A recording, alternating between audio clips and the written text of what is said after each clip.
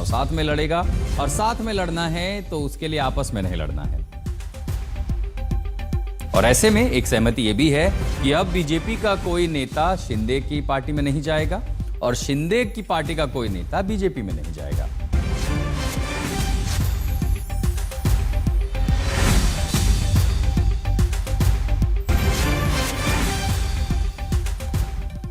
और अब बात करेंगे लोकसभा की। अगली खबर दरअसल लोकसभा में आज चुनाव सुधार पर चर्चा होगी।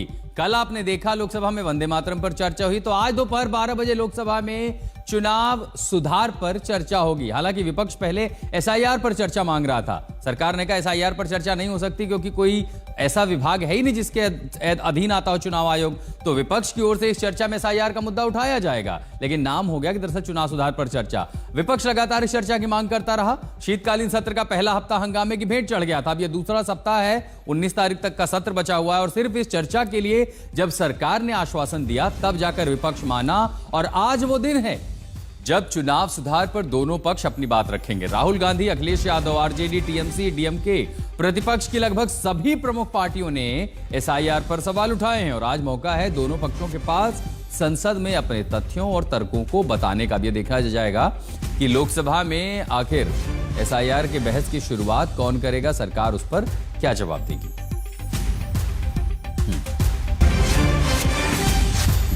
तो एसआईआर के मुद्दे पर आखिर ये इतना बवाल है क्यों? बीजेपी कह रही है देखिए जो अवैध वोटर है वोटर लिस्ट में उनका नाम कटेगा। विपक्ष कह रहा है कि हमारे वोट काटे जा रहे हैं, जहां पर हमें वोट मिलता है उन्हीं इलाकों के वोट काटे जा रहे हैं। बीजेपी कह रही है कि जो वोटर लिस्ट है उसमें से सारे घुसपैठियों को हटा देंगे। विपक्ष कह रहा है वोट चोरी करने की तैयारी हो रही है। भाई वोटर ही आप हटा देंगे तो वोट कैसे मिलेगा? बीजेपी कह रही है मतदाता सूची का शुद्धिकरण जरूरी है। विपक्ष कह रहा है गरीबों के नाम आप उसमें से काट दे रहे हैं तो वो वोट कहां से डालेंगे? बीजेपी कह रही है पुनरीक्षण कोई नई बात नहीं है वोटर लिस्ट का। विपक्ष कह रहा है अगर नई बात नहीं है तो इतनी जल्दबाजी क्यों है? इतना बड़ा देश है, इतनी आबादी है, आराम से होता रहेगा, इतनी जल्दबाजी क्यों है? तो इस मुद्दों को लेकर के जो मतभेद बना हुआ, बीजेपी कह रही है विपक्ष भ्रम फैला रहा है एसआईआर को लेकर के। विपक्ष कह रहा है बीजेपी वाले खुद बीएलओ के सहायक बने हुए हैं, वो तय कर रहे हैं कि किस बूथ पर कितने वोटर जुड़ेंगे या कटेंगे। बीजेपी कह रही है चुनाव आयोग स्वतंत्र संस्था है। विपक्ष कह रहा है चुनाव आयोग तो दबाव में है और यही हम लगातार सुनते आ रहे हैं पिछले कई विधानसभा चुनाव में। बीजेपी कह रही है विपक्ष के आरोपों का कोई आधार नहीं है। विपक्ष कह रहा है वोट बंदी की तैयारी हो रही है जो बीजेपी कर रही है चुनाव आयोग के साथ, और इसी को लेकर के जब संसद में चर्चा होगी तब नजर रहेगी कि आखिर विपक्ष की ओर से इसको मुद्दा कैसे बनाया जाएगा, सरकार इस पर क्या जवाब देगी। लेकिन अब बात करेंगे वंदे मातरम की। आज राज्यसभा में वंदे मातरम पर चर्चा होगी। दोपहर 1 बजे गृहमंत्री अमित शाह राज्यसभा में चर्चा की शुरुआत करेंगे। कल लोकसभा में चर्चा हुई थी। लोकसभा की बहस प्रधानमंत्री मोदी ने शुरू की थी। पीएम ने कांग्रेस पर जमकर प्रहार किए, प्रतिपक्ष की ओर से भी भरपूर उत्तर दिए गए और आज बारी राज्यसभा की है जहां गृहमंत्री अमित शाह वंदे मातरम पर बहस की शुरुआत करेंगे। तो लोकसभा में हमने देखा है फुल फायर पावर का इस्तेमाल किया गया सरकार और विपक्ष की ओर से वंदे मातरम की चर्चा को लेकर के, जहां नेहरू से लेकर के कांग्रेस का जिक्र हुआ, प्रियंका गांधी ने पलटवार किया। विपक्ष की ओर से कहा गया वंदे मातरम की आड़ में हर गलत काम किया जा रहा है। राज्यसभा में जब होगा वंदे मातरम पर बहस होगी तब इसकी शुरुआत गृहमंत्री अमित शाह करेंगे। देखना होगा कि विपक्ष की ओर से आखिर उस पर जवाब कौन देता है। तम ही दुर्गा दश प्रहरण धारिणी कमला कमल दल विहारिणी वाणी विद्या दायिनी नमामि त्वां नमामि कमला अमलाम अतुलाम सुजलाम शुभलाम मातरम वंदे मातरम। ये लाइनें वंदे मातरम के हटाए गए पदों में से एक है। संसद की चर्चा में प्रधानमंत्री नरेंद्र मोदी ने इन लाइनों की अहमियत को देश को समझाया। ये भाव गुलामी की हताशा में हम भारतीयों को हौसला देने वाले थे। अब जब ये लाइनें देश के स्वीकारे गए राष्ट्रगीत में शामिल नहीं है तो वंदे मातरम की 150वीं वर्षगांठ पर हो रही संसद की चर्चा में कांग्रेस पर वार का सबसे अचूक अस्त्र बनी है। इतिहास इस बात का गवाह है कि कांग्रेस ने मुस्लिम लीग के सामने घुटने टेक दिए और मुस्लिम लीग के दबाव में किया। ये तुष्टीकरण की राजनीति को साधने का एक तरीका था। कांग्रेस वंदे मातरम के बंटवारे के लिए झुकी, इसलिए कांग्रेस को एक दिन भारत के बंटवारे के लिए झुकना पड़ा। वंदे मातरम गीत को लेकर प्रधानमंत्री के निशाने पर पंडित नेहरू हैं।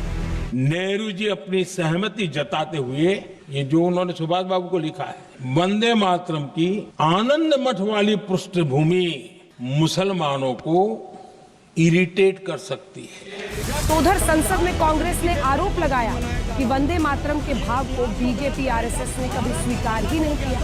वंदे मातरम का नारा कब लगाते थे?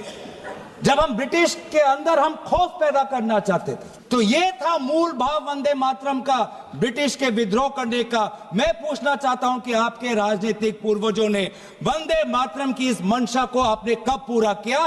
कब आपने ब्रिटिश का विद्रोह किया? हम ये बहस यहाँ आज दो वजहों से कर रहे हैं। पहला कि बंगाल का चुनाव आ रहा है, हमारे प्रधानमंत्री अपनी भूमिका निभाना चाहते हैं उसमें।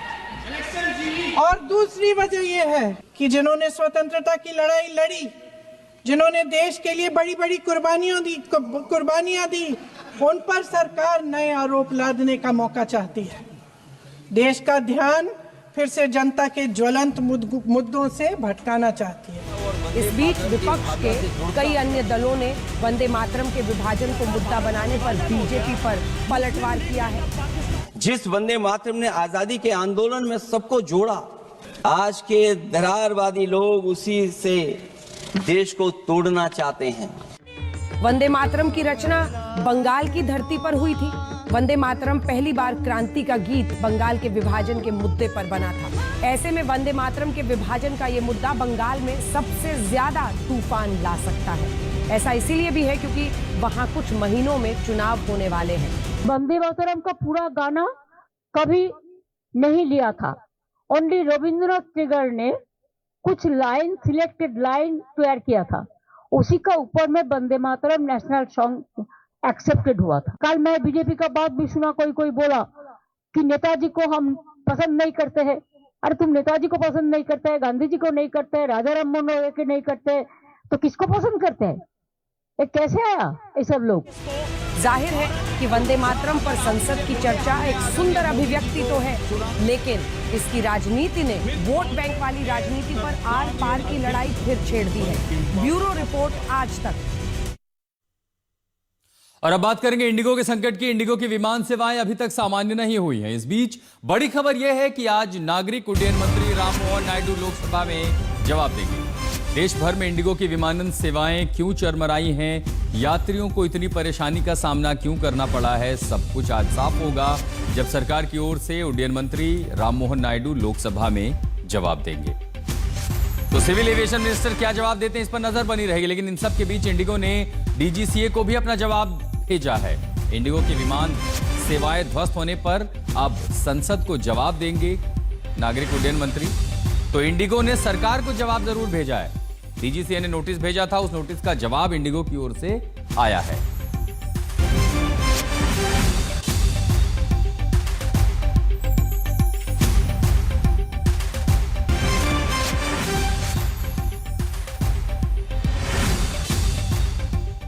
तो लगातार 7-8 दिन का समय हो चुका है।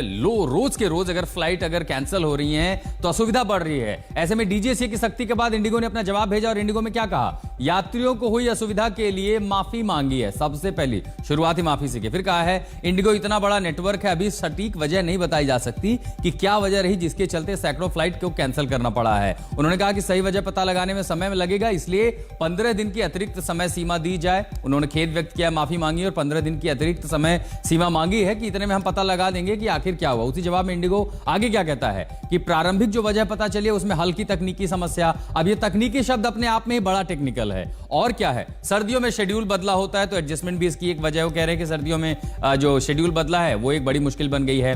मौसम से जुड़ी चुनौतियों को भी उन्होंने कहा कि देखिए मौसम से जुड़ी जो चैलेंजेस आते हैं एविएशन सेक्टर में, एविएशन ट्रैफिक भी बढ़ गया है, भीड़ भी बढ़ गई है, इसलिए ये हो गया है। हम इसकी वजह पता लगाने के लिए 15 दिन और चाहिए। एक और बात इंडिगो ने कही है कि एविएशन ट्रैफिक और भीड़ तो है ही, वो कह रहे हैं कि एफडीटीएल ड्यूटी के जो नियम डीजीसीए ने दिए थे, बदले थे, उसके चलते भी नए रोस्टर में सभी क्रू को सेट करने में दिक्कत हुई है।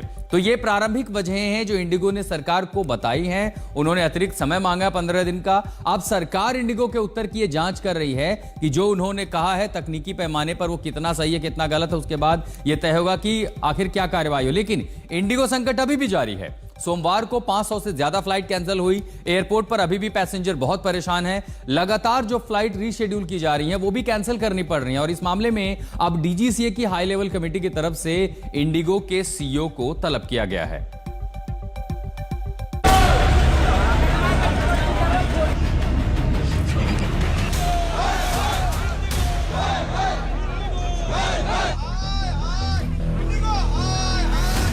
हवाई यात्रियों के जीवन में इंडिगो का नरक लगातार 7वें दिन भी जारी है। 500 से ज्यादा फ्लाइट्स कैंसिल हुई हैं।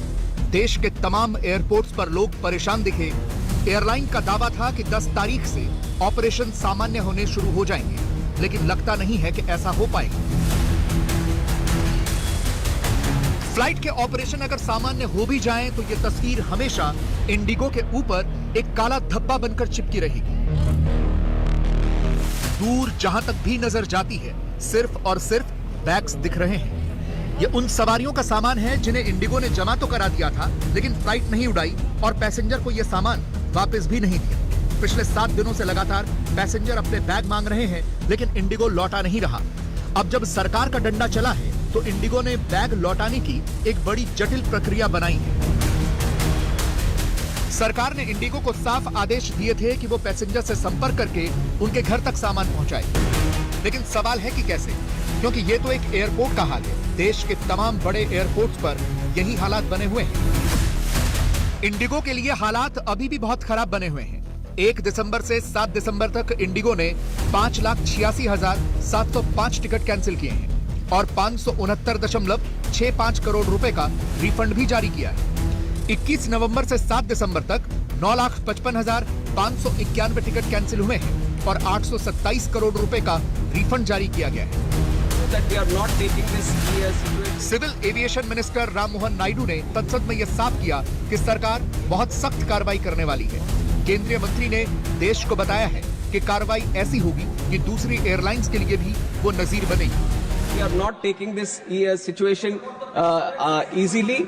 We are doing an inquiry and we will take very, very strict action, not only for this situation, but also as an example.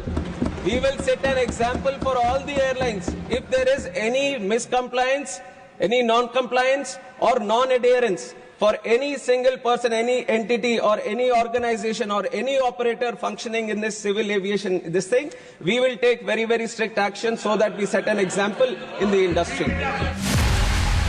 लेकिन सवाल है कि उन लोगों का क्या जो लगातार अभी भी परेशानी से जूझ रहे हैं।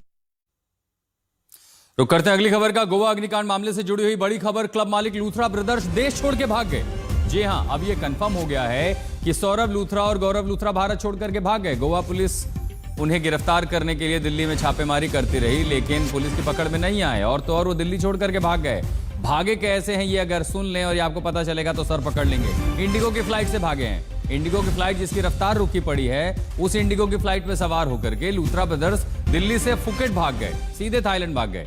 इसमें खुलासा और भी हुआ है कि क्लब मालिकान में लूथरा बंधुओं के अलावा अजय गुप्ता नाम का एक शख्स भी शामिल है और अब गोवा पुलिस उसकी भी तलाश कर रही है। तो नाइट क्लब अग्निकांड में जहां 25 लोगों की मौत हुई, पुलिस की जांच चल रही है और पुलिस के नाक के नीचे 2 प्रमुख आरोपी जो मालिक हैं लूथरा ब्रदर्स, वो उनकी नाक के नीचे से देश छोड़ करके भाग गए।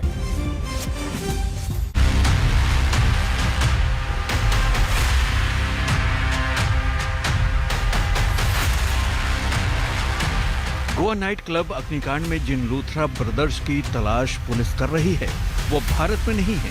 इससे पहले कि कानून के हाथ उनके गिरवान तक पहुंचते, वो दोनों रफ्फू चक्कर हो गए। इससे पहले कि गोवा पुलिस उनके खिलाफ लुकआउट सर्कुलर जारी करवाती, सौरभ लूथरा और गौरव लूथरा भारत से फरार हो गए। गोवा अग्निकांड में क्लब मालिकों की तलाश हो रही है। पुलिस को जानकारी थी कि सौरभ लूथरा और गौरव लूथरा दिल्ली में बैठे हैं, लेकिन जब गोवा पुलिस की टीम दिल्ली गई तो हाथ मलती रह गई, क्योंकि दोनों भाई दिल्ली से थाईलैंड के फुकेट भाग गए। अब सवाल यह है कि जब लुकआउट सर्कुलर जारी था तो दोनों भागे कैसे?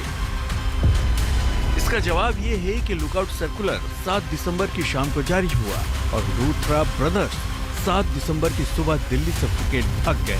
सौरभ और गौरव लूथरा ने 7 दिसंबर को सुबह 5:30 बजे दिल्ली से इंडिगो की फ्लाइट 6E1073D और थाईलैंड के फुकेट पहुंच गए।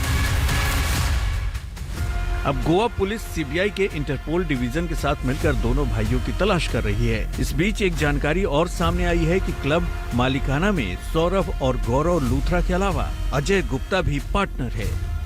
गोवा पुलिस की टीम इसकी भी गिरफ्तारी की कोशिश में है। गोवा के क्लब में आग लगी 6 दिसंबर की रात को। उस वक्त क्लब मालिक दिल्ली में थे। जैसे ही उन्हें खबर लगी कि कई लोग मारे गए और तुरंत इन्होंने देश से भागने की योजना बनाई और सफल भी हो गए। गोवा पुलिस ने दिल्ली से भारत कोहली नाम के एक शख्स को गिरफ्तार किया है। कोर्ट से उसकी ट्रांजिट रिमांड भी ले ली है और फिर आरोपी को लेकर गोवा चली गई। अब तक 5 आरोपियों को इस केस में गिरफ्तार किया गया है। अब इन सब से पूछताछ की जा रही है। अरविंद ओझा, दिल्ली, आज तक। उत्तर प्रदेश में अवैध बांग्लादेशी रोहिंग्या मुसलमानों के लिए कोई जमीन खाली नहीं दिख रही, क्योंकि योगी सरकार ने घुसपैठियों की ऑल आउट एक्शन का प्लान न सिर्फ तैयार कर लिया है बल्कि उस पर तेज रफ्तार के साथ अमल शुरू कर दिया है। लखनऊ से बरेली तक अभियान चल रहा है। कहीं मोर्चे पर पुलिस है तो कहीं बुलडोजर। और अब योगी ने अपना इरादा बुलंद करके ये बता दिया है कि इस पर समझौता भी नहीं होगा। योगी ने एक चिट्ठी सोशल मीडिया पर पोस्ट की है जिसमें कहा है कि अवैध रूप से रह रहे रोहिंग्या और बांग्लादेशी घुसपैठियों के विरुद्ध सख्त और निर्णायक कार्रवाई शुरू की गई है और इसमें आप सभी का सहयोग जरूरी है।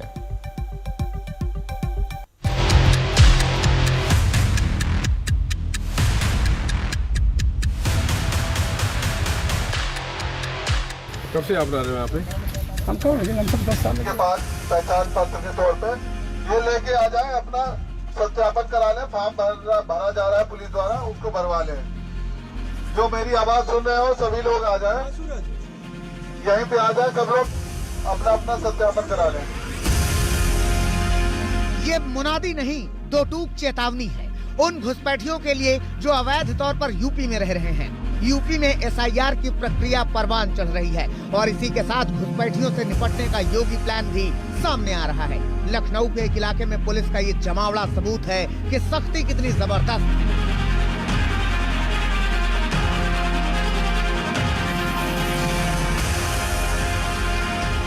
अब कुछ और तस्वीरें देखिए। ये भी लखनऊ के ही एक और इलाके की तस्वीर है। रोहिंग्या मुसलमानों के इस इलाके पर नगर निगम की टीम का धावा हुआ और चेतावनी खुद मेयर की तरफ से। पूरे कागज भी देख ले, बाकी जिम्मेदारी आपकी है। आपको शासन का भी आदेश है। लाइट कनेक्शन अभी कट रहा है, अगर नहीं कटेगा तो मैं इस पे फिर कार्रवाई करूंगी। जमीन पर हो रही सख्ती की जड़ें बेहद गहरी हैं, क्योंकि ये सिर्फ लखनऊ का मामला नहीं है।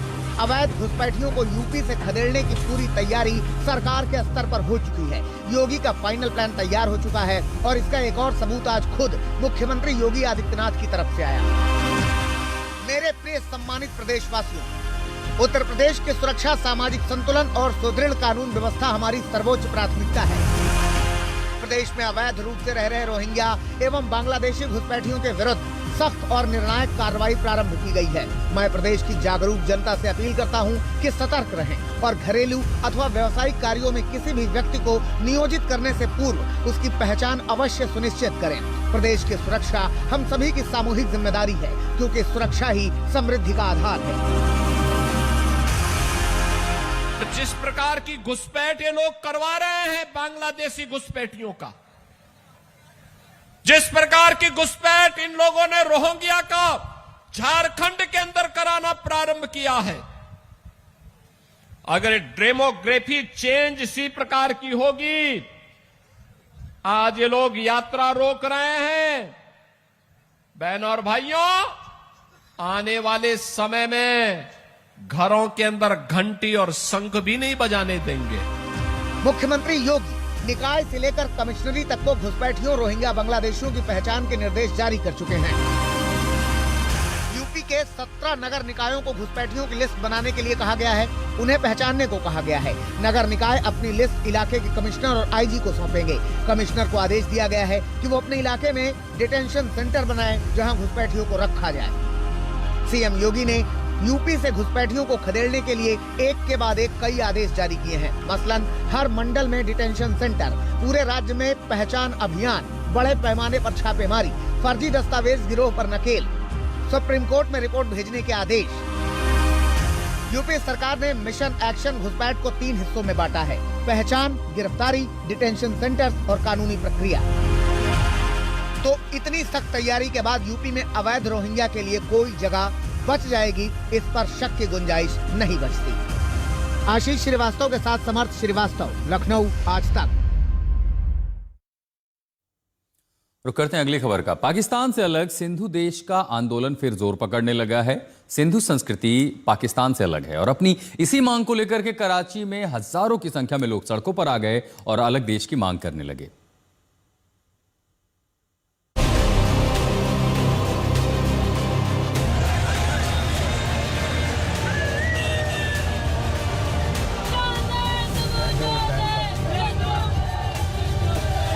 शहबाज शरीफ, आसिम मुनीर और डोनाल्ड ट्रंप, इन्हीं 3 की टिकड़ी में उलझे पाकिस्तान में आवाम ने एक और मोर्चा खोल दिया है। कराची की सड़कें अलग सिंधु देश के नारों से गूंज उठी। हजारों की संख्या में सिंधु देश के समर्थक सड़कों पर थे और मांग यही कि पाकिस्तान से अलग सिंधु देश चाहिए।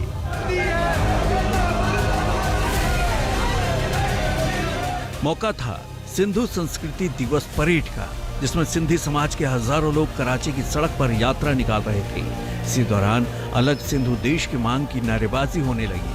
प्रदर्शनकारियों की संख्या बढ़ती गई तो सामने से पुलिस ने मोर्चा संभाला। दोनों पक्षों के बीच तनाव बढ़ा और देखते ही देखते हालात बेकाबू हो गए। पुलिस ने भीड़ को तितर बितर करने के लिए आंसू गैस के गोले दागे। आंसू गैस के बीच भी प्रदर्शन जारी रहा। कई लोग राष्ट्रीयतावादी नारे लगाते दिखाई दिए। हालात काबू से बाहर जाते देख कई प्रदर्शनकारियों को हिरासत में ले लिया गया। 45 लोगों को गिरफ्तार भी किया गया। प्रदर्शनकारियों का कहना है कि उनकी पहचान और अधिकारों की आवाज को दबाया जा रहा है।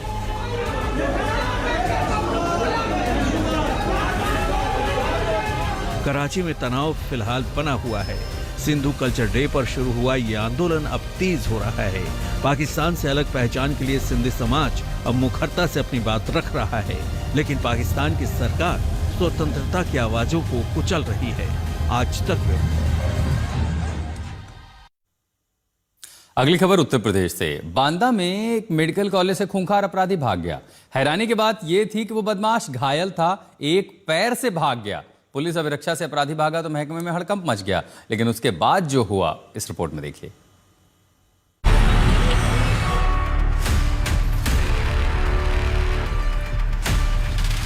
कहानी कुछ ऐसी है कि मंडलीय जेल में बांदा में खूंखार अपराधी अतुल सिंह घायल हो गया था।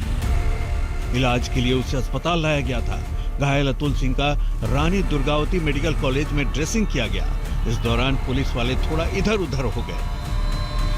बस इसी मौके का फायदा बदमाश ने उठाया और एक पैर से अस्पताल से भाग गया।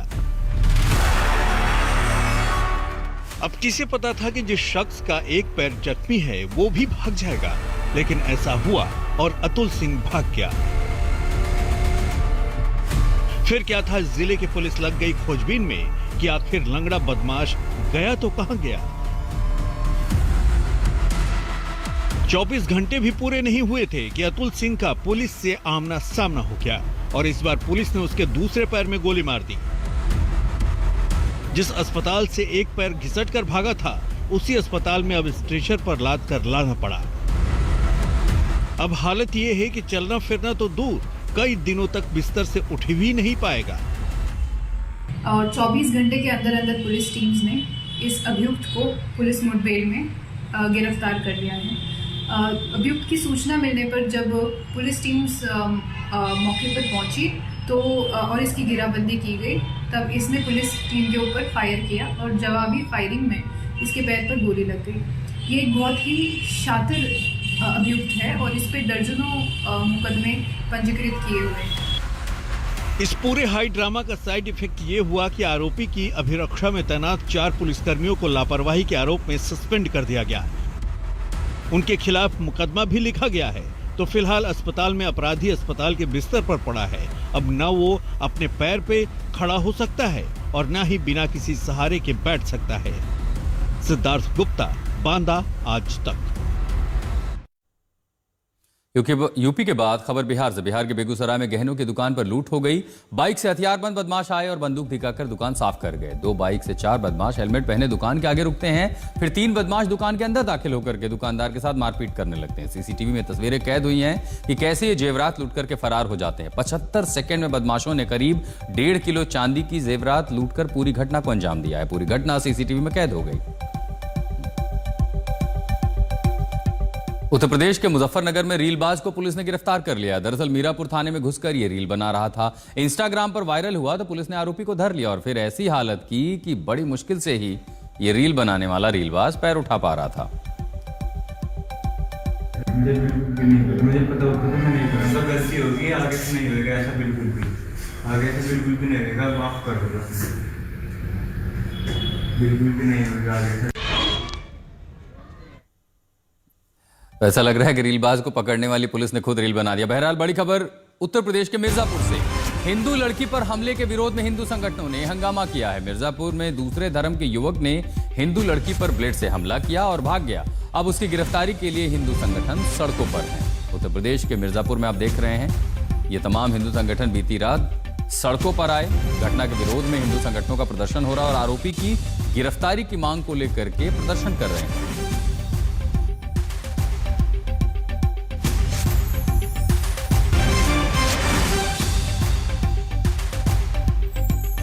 तो आरोपी पर पुलिस ने इनाम भी घोषित किया है और मिर्जापुर पुलिस ने अब बड़ी कार्रवाई शुरू हो गई है। आरोपी की तलाश भी की जा रही है, लेकिन इस बीच हिंदू संगठन सड़कों पर हैं और लगातार दबाव बना रहे हैं कि जल्दी से जल्दी आरोपी की गिरफ्तारी हो जिसने लड़की पर ब्लेड से जानलेवा हमला किया है।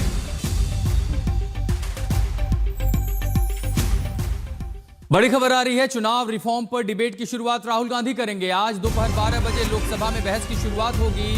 चुनाव सुधार प्रक्रिया को लेकर के संसद में इसकी चर्चा होगी और इसकी शुरुआत प्रतिपक्ष के नेता राहुल गांधी करेंगे। राहुल गांधी लगातार विधानसभा चुनाव के दौरान और उसके बाद प्रेस कॉन्फ्रेंस करके एसआईआर की प्रक्रिया पर सवाल उठाते रहे। हालांकि चर्चा एसआईआर के नाम पर नहीं हो रही है, चुनाव सुधार प्रक्रिया पर हो रही है, जिसकी शुरुआत विपक्ष की ओर से नेता प्रतिपक्ष राहुल गांधी लोकसभा में करेंगे। एसआईआर का भी मुद्दा उठाएंगे। इसके पहले राहुल गांधी कई प्रेस कॉन्फ्रेंस में अलग अलग राज्यों की वोटर लिस्ट को लेकर के सवाल उठा चुके हैं, चुनाव प्रक्रिया पर सवाल उठा चुके हैं और आज संसद में 12 बजे जब चुनाव सुधार पर बहस शुरू होगी, इसकी शुरुआत राहुल गांधी करेंगे। नजर बनी रहेगी राहुल गांधी आखिर वहां पर कौन सा मुद्दा उठाते हैं, क्या वोटर लिस्ट का मुद्दा भी वो उठाएंगे। तो पूरी खबर हम लगातार आपको दिखाते रहेंगे। पहला वक्त हो चला छोटे से ब्रेक का, आप देखते रहिए आज तक। प्रेजेंटेड बाय पतंजलि दंत कांति टूथपेस्ट, कंप्लीट ओरल हेल्थ का सच।